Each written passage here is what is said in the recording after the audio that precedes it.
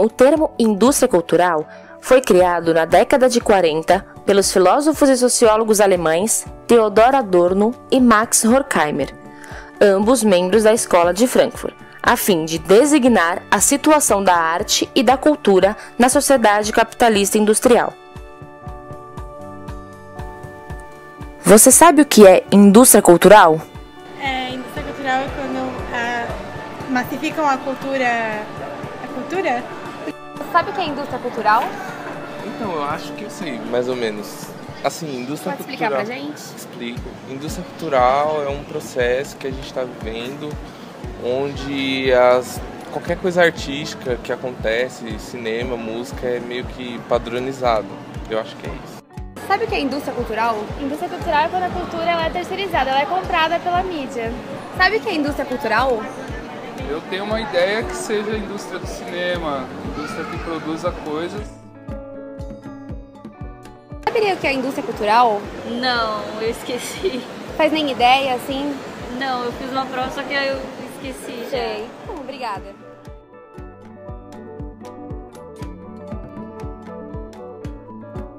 Indústria cultural significa que a arte passou a ser produzida com a finalidade de se obter lucro.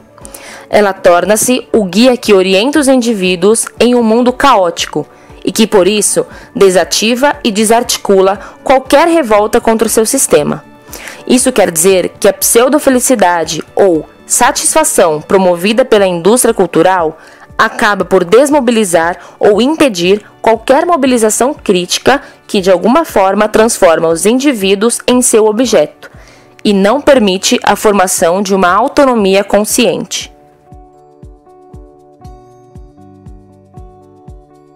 A produção em série dos bens culturais barateou os preços e tornou tais produtos acessíveis à maioria da população.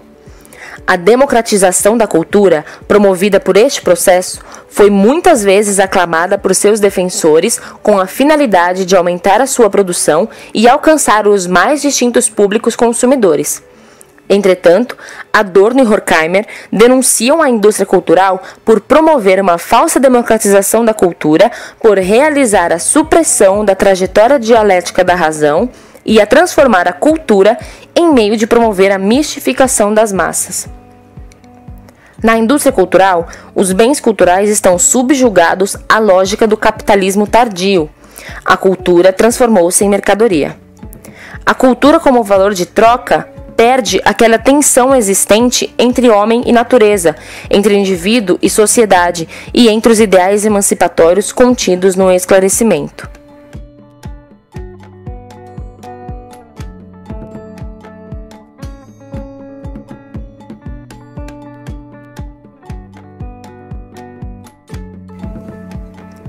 A indústria cultural vende cultura.